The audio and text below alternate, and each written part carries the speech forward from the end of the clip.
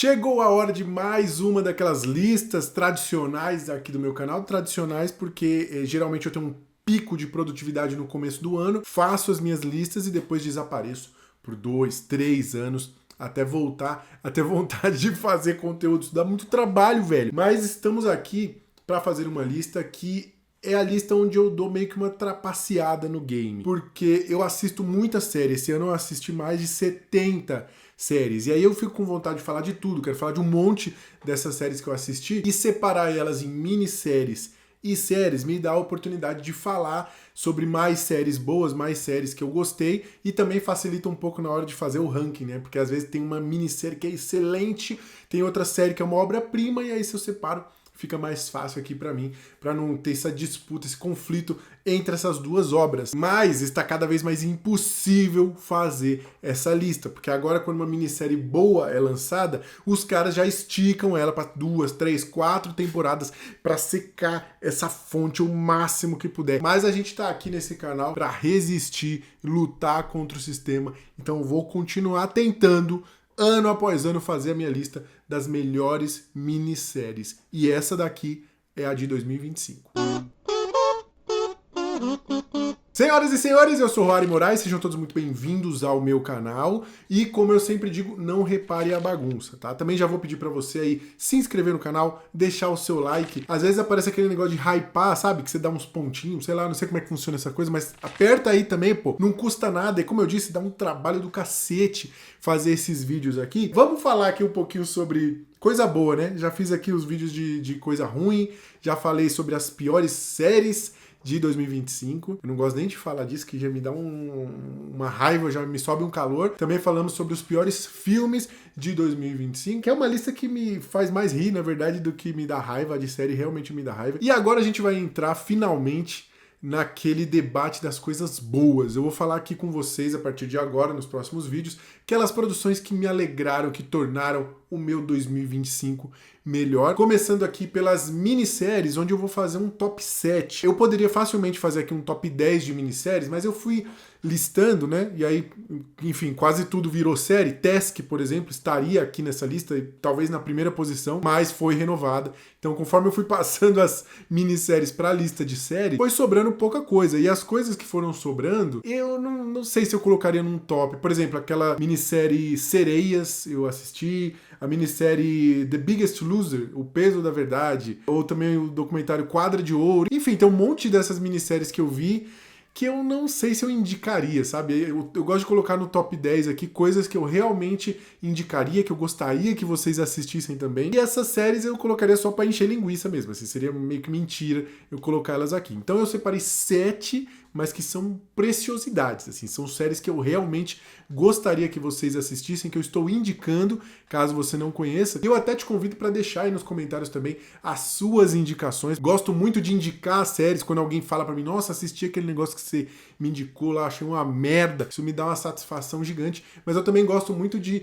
receber indicações, eu sempre anoto, eu salvo as séries aí que eu quero assistir. Eu sou muito organizado nisso, por incrível que pareça. Acho que é uma das poucas coisas da minha vida que eu sou organizado, é com essa coisa de filme, série que eu quero assistir. Então deixa nos comentários aí a sua indicação. E abrindo então o nosso top 7, aqui na nossa 7ª posição, eu vou trazer uma minissérie da Netflix, né? Até porque a Netflix está precisando se redimir. Vocês viram aí nas minhas listas de piores que a Netflix brilhou, mas ela também acertou, eventualmente, ao longo de 2025, e eu considero essa minissérie aqui um acerto. Estou falando da minissérie Black Rabbit. Essa minissérie conta a história do Jake, que é um dono de restaurante lá de Nova York. O restaurante tá ficando hypado, ele tá bombando, o cara tá começando a se dar bem com essa parada aí, até que o irmão dele retorna para a cidade fugindo de uns agiotas e várias questões mal resolvidas do passado vêm à tona, fazendo tudo ir pro cacete. E essa é a coisa mais legal dessa série, né? Que é essa parada do castelo de cartas ruindo, né? As coisas estão ali em estado de normalidade até que o Vince chega para desestabilizar tudo e a partir daí você fica com essa sensação constante de que vai dar merda. E a série deixa claro logo de cara que aqui as coisas têm peso, as decisões têm consequências e essas consequências podem ser mortais. Então você fica sempre com essa sensação ali de perigo real. E essa sensação é muito angustiante, né? E a série ela tem esse ritmo frenético, ela tem esse ritmo dos personagens correndo contra o tempo, mas ao mesmo tempo ela não tem pressa para contar a história. Ela entrega as peças desse quebra-cabeça muito devagar. E aí, aos poucos, conforme a gente vai posicionando as peças ali, conforme a gente vai tendo mais informações desses personagens a partir de flashbacks, que eu acho que são muito bem utilizados aqui, através dos diálogos, da interação desses irmãos, né, conforme eles vão entregando mais informações sobre o passado deles, a gente começa a ver aquela imagem sendo formada, e aí o comportamento deles, as decisões deles começam a fazer mais sentido. O elenco dessa série aqui é absurdo, tá todo mundo muito bem, mas aí o destaque, né, fica com o Jude Law, que faz um dos irmãos, faz o Jake, ele manda bem demais. O Jason Bateman, que faz o Vince, que em tese é esse irmão mais problemático, mais traumatizado, inclusive exige do Jason Bateman uma entrega ali, uma atuação com uma carga dramática que a gente não costuma ver muito na filmografia dele, e eu acho que ele manda bem demais. Ele inclusive dirige alguns episódios da série, a Laura Linney também dirige, e você vai ver que tem uma semelhança muito grande em alguns aspectos aqui com Ozark, porque uma galera que trabalhou em Ozark também tá aqui nesse projeto. Então já fica um termômetro aí. Se você gostou de Ozark, eu acho que as chances de você gostar dessa série aqui são muito maiores. Apesar de que aqui a gente tem um ritmo muito mais acelerado, tem algumas diferenças. Mas ainda falando sobre o elenco, não tenho como não falar sobre esse cara que eu já sou muito fã. Ele que ganhou o Oscar de ator coadjuvante por Coda, Troy Kotsur, né? Esse cara que é muito foda. E aqui ele faz um personagem que eu acho que rouba a cena toda vez que aparece. Ao mesmo tempo que ele é uma pessoa, que é o vilão da parada, né? Ele não é só essa coisa ruim. E você vê que ele demonstra em alguns momentos uma certa humanidade até, uma vulnerabilidade, mas ao mesmo tempo, quando ele aparece, você sente que o ar fica rarefeito e que as coisas podem dar errado a qualquer momento. Assim, o cara é assustador, ele traz uma carga dramática também muito interessante para essa série. Eu acho que é um dos pontos altos de Black Rabbit. Outra coisa que é muito legal aqui dessa série também é a trilha sonora, né? Que na história, em algum momento, esses irmãos tiveram uma bandinha de rock que fez um certo sucesso, e você pode conferir as músicas dessa banda ali no Spotify. Acho que tem 2 faixas que são muito boas e que contam com a participação do Albert Raymond Jr. Você conhece aí indie rockzinho e tal, que gosta desse estilo, provavelmente conhece esse cara. Se não conhece, vai lá conferir essas músicas que são muito maneiras. Você vai fazer o quê, filho? O que a gente vai fazer? Se a gente vai mentir pra todo mundo, a gente tem que ser honesto um com o outro, Jake. Na 6ª posição eu vou colocar esse anime que me surpreendeu, até porque eu não costumo assistir muito anime. Faz tempo que eu não vejo, é difícil engajar em um anime, mas eu ouvi falar tão bem desse aqui que eu quis apostar e valeu muito a pena. O Pecado Original de Takopi. Nesse anime a gente conhece o Takopi, que é um alienígena fofinho que vem pra Terra com uma única missão: espalhar a felicidade. Mas aí ele percebe que essa pode não ser uma missão tão fácil quando ele conhece a Shizuka, que é uma garotinha que está muito deprimida e que não consegue sentir alegria de forma nenhuma. Cara, esse anime aqui ele é uma porrada forte no estômago, e eu acho que isso vem do efeito do contraste entre essa fofura que o personagem tem, que toda a estética do anime tem, que é um traço meio infantil, super colorido, estilizado, vibrante, as vozes dos personagens, é tudo muito fofinho, sabe? Tudo muito bonitinho, mas ao mesmo tempo a série fala sobre temas pesadíssimos como depressão e até suicídio. Coisas que não combinam com toda essa estética que a gente tá vendo, e esse choque, esse desconforto vai te atingir. E eu acho brilhante a analogia que esse anime aqui faz, usando esses objetos mágicos que o Takopi tem, com as soluções fáceis e as receitas prontas que a gente costuma recomendar para alguém que tá em depressão, que tá ali com uma tristeza profunda, e a gente fala assim, não, por que você não sai para tomar um sol? Por que você não pratica um exercício? Mas não é uma coisa que é tão simples, né? Não existe uma receita para curar um quadro como esse, né? E eu acho que a forma como o Takopi se frustra ao tentar usar aqueles objetos mágicos que costumam deixar as pessoas felizes, e esses objetos não funcionando com a Shizuka, e ele ali agoniado e não entendendo porque aquilo não tá dando certo, eu acho genial. Além de tudo isso, o anime é muito massa, a história é muito boa, cheia de reviravoltas, recomendo demais, e fica aqui então na 6ª posição. 名前はなんていうの？好きなように呼んでくれて構わないピ？じゃあタコピー。 E na 5ª posição, putaria da braba, porque eu coloco aqui a minissérie Morrendo por Sexo. Essa minissérie é baseada em um podcast de mesmo nome que conta a história real da Molly Kokan, uma mulher que, após ser diagnosticada com um câncer de mama em estágio 4, embarca em uma jornada de autodescoberta sexual. Ela encerra o casamento dela de 15 anos e vai usar esse restinho de vida para explorar seus desejos sem tabu, sem julgamento e sem restrições. Brincadeiras à parte, nessa série não é só putaria, apesar de parecer no começo, assim. Eu comecei assistindo e eu fui meio desconfiado, porque eu tava com a impressão de que seria só esse humor meio besterol, meio filme adolescente americano, sabe? Que faz muita piada com sexo, mas conforme a gente vai acompanhando essa jornada de autodescoberta da personagem, da Molly, a gente vai entendendo que o negócio é muito mais profundo, com perdão do trocadilho aí, mas que é muito mais bonito, muito mais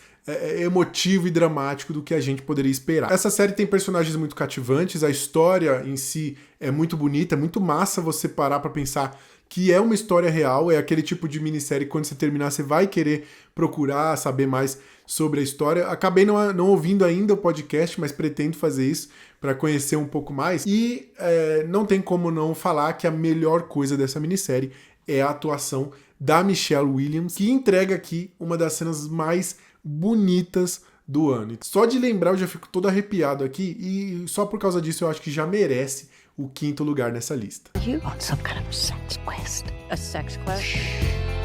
I want to feel everything for as long as I can.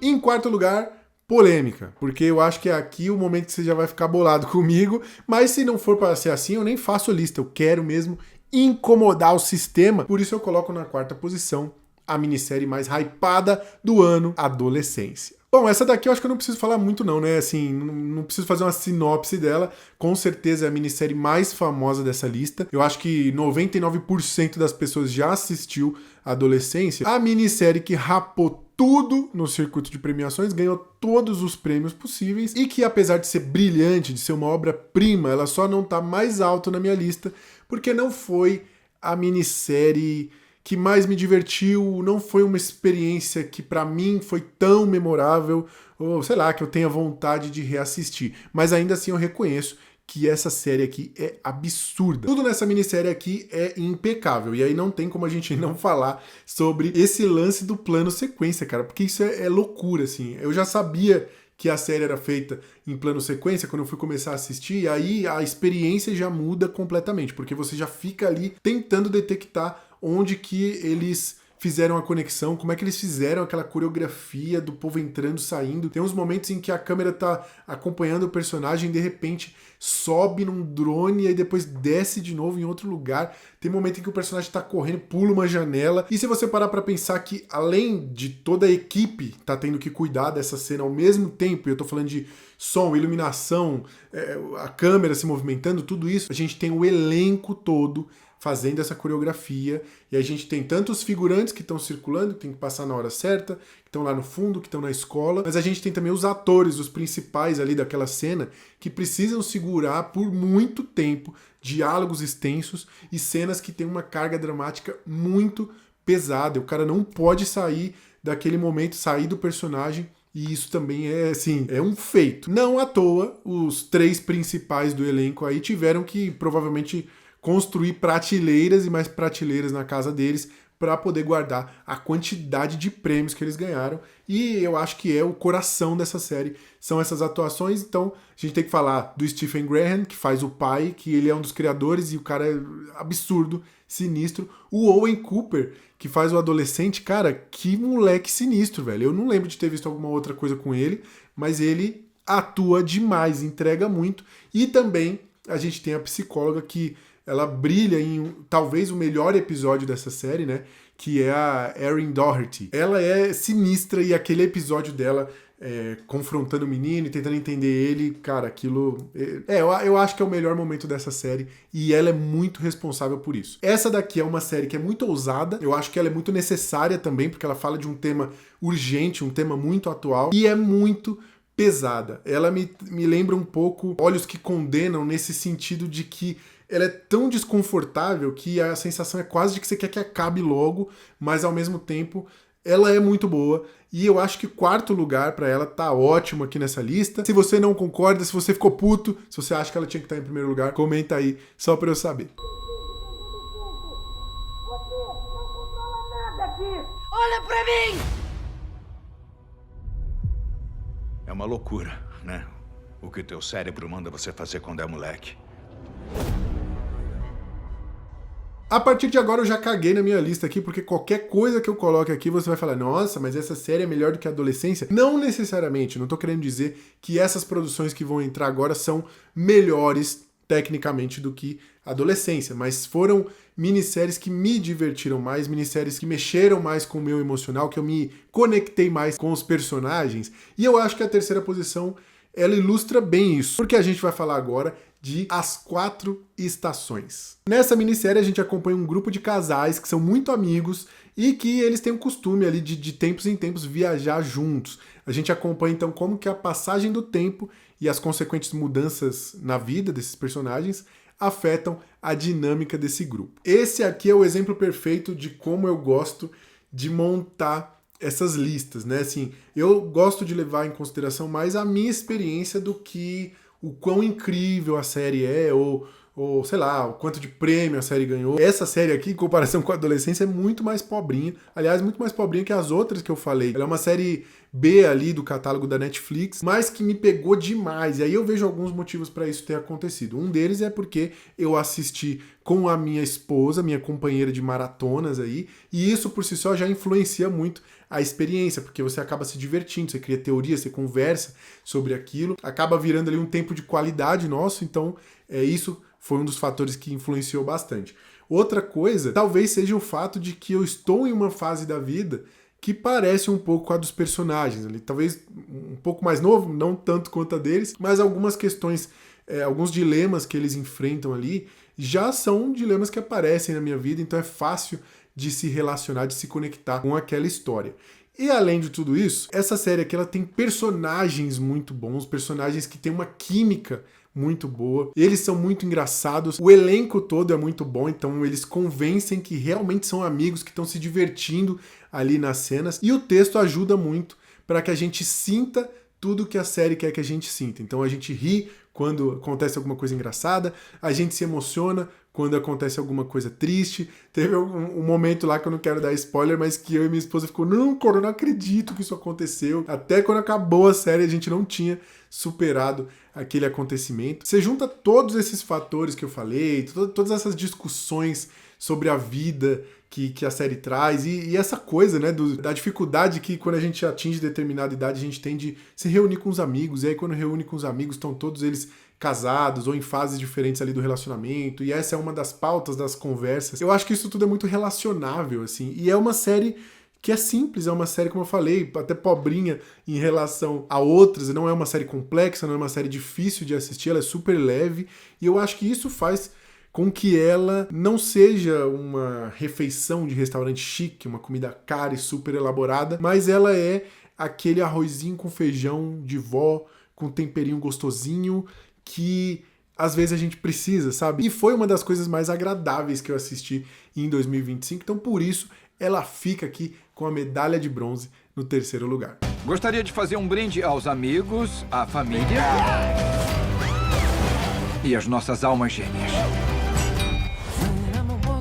Saindo dessa coisa aconchegante, desse temperinho de vó, a gente vai para essa outra série aqui na 2ª posição, que aí é o contrário, meu amigo. Tudo dando errado, tudo desastroso. Vamos falar agora na medalha de prata, segundo lugar da minha lista, de Terra Indomável. Estamos em 1857, nos primeiros anos do desbravamento do oeste americano. Aqui a gente vai acompanhar a jornada do Devin e da Sarah, mãe e filho que tentam fugir do passado e tentar se juntar ao pai dessa criança, mas para isso eles vão precisar atravessar essa terra onde tudo é uma ameaça. É guerra entre religioso fanático, polícia, povos nativos, até a natureza é perigosa. É lobo, é coiote, tipo assim, fudeu, mano, não tem pra onde correr. Pela descrição já dá pra imaginar, né? Essa série ela tem um ritmo frenético, ela tem personagens muito cativantes, e eu acho muito difícil que o desafio que essa série apresenta não te fisgue, não te deixe ali vidrado, que é o de sobreviver nesse cenário completamente caótico e hostil. Figurino, maquiagem, design de produção, tudo isso ajuda a contar essa história e a convencer a gente de que aquele lugar é sujo, é sanguinolento, é fedido, sabe? Essa ambientação, por conta de todos esses aspectos que são primorosos, ela é perfeita, assim, é realmente muito imersivo. Outra coisa que convence muito são as atuações, o elenco também é muito bom, eu gosto sempre de falar. E aí eu tive uma grande surpresa, porque a gente tem aqui o Dane DeHaan, que, assim, eu não assisti muita coisa dele, né, mas as poucas coisas que eu vi, eu achei ele bem fraco, como aquele Valerian e... como é que é? Valerian e a Cidade dos Mil Planetas, uma coisa assim, eu achei esse filme terrível. Esse ator, ele nunca tinha me convencido, mas aqui ele destrói, velho. O personagem dele é mais um dos que, nossa senhora, tudo deu errado pra esse cara e ele carrega esse peso como ninguém. Ele manda bem demais. A Beth Gilpin faz a mãe aqui do menino, né, a Sarah. Essa personagem, ela demonstra uma força, até nos momentos em que você acha que não dá mais, é impossível, mas ela consegue tirar essa garra para proteger o filho dela a qualquer custo. Então é um papel muito bonito, que exige muito da atriz ali. Eu acho que ela manda bem demais, até nos momentos de silêncio você vê ali no semblante dela muita coisa. E o Taylor Kitsch, que interpreta o Isaac, que é aquele personagem amargurado, traumatizado, que vive isolado, que não quer lidar com várias questões do passado dele, mas que vai precisar fazer isso depois que ela conhece essa mãe e esse filho, mas ao mesmo tempo é neles que ele encontra também um propósito, e eu acho que é um personagem também que é muito bonito e que torna essa história aí tão fantástica. Não à toa, ela ficou aqui com a medalha de prata das melhores minisséries de 2025. Seja lá o que fez para proteger vocês dois, não é pecado nenhum.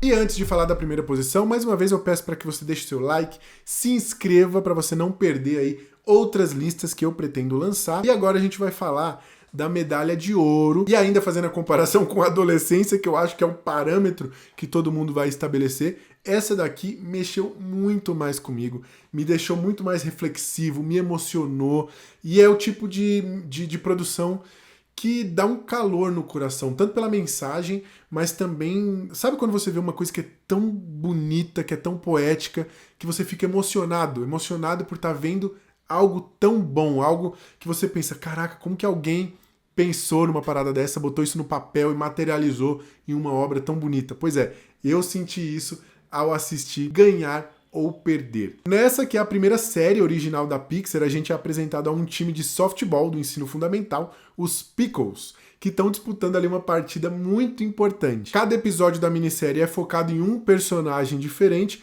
e os dilemas de vida que cada um deles está enfrentando. E aí, meus amigos, a gente tá falando de Pixar e a gente tá falando de Pixar no auge, assim. Eu acho que todos os grandes trabalhos da Pixar, né, e aquelas coisas que a gente já tá acostumado a ver eles fazerem com brilhantismo, estão aqui, né? Eles têm essa forma muito sensível de usar vários signos visuais para abordar temas que são pesados, né, e temas que são muito relacionáveis, temas que estão aí na nossa vida, né, como saúde mental, crescimento pessoal, amizade, maternidade, a própria vida em si. Por isso que é tão difícil essa minissérie não mexer com você, não te emocionar, não tocar em algum ponto que vai te fazer refletir. E o legal é isso, né? Você vai ter episódios que você vai gostar mais, eu tenho os meus episódios favoritos, mas fatalmente algum deles vai mexer com você. E aí tem essa coisa que a Pixar sabe fazer como ninguém, né? Que é se apoiar no repertório de quem tá assistindo para que a pessoa possa extrair o máximo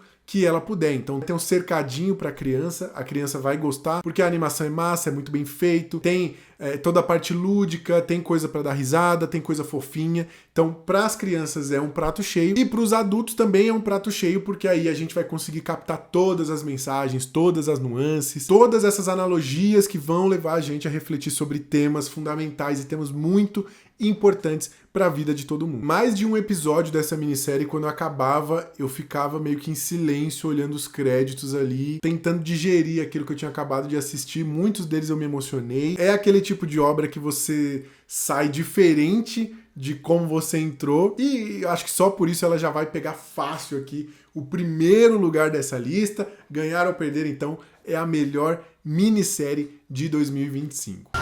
Não importa o que aconteça. Todo mundo aqui venceu. Isso tá acontecendo? Hoje é o nosso momento de redenção. Querem entretenimento? Cuidado pra não explodir. E é isso, mais uma lista entregue. Pode ser que alguma dessas produções aqui ganhe segunda temporada. Como eu falei, eu pesquisei, nenhuma dessas que eu coloquei aqui eu vi que tem segunda temporada confirmada. Tem rumores, tem, né, expectativa, mas até agora são minisséries. Então me conta nos comentários aí se alguma delas já está confirmada para a segunda temporada, e também me conta quais foram as suas minisséries favoritas, me conta se você assistiu a alguma delas, e me conta também se você ficou chateado aí com a posição que eu coloquei adolescência, tá? A gente se vê numa próxima. Até lá, um cheiro para vocês.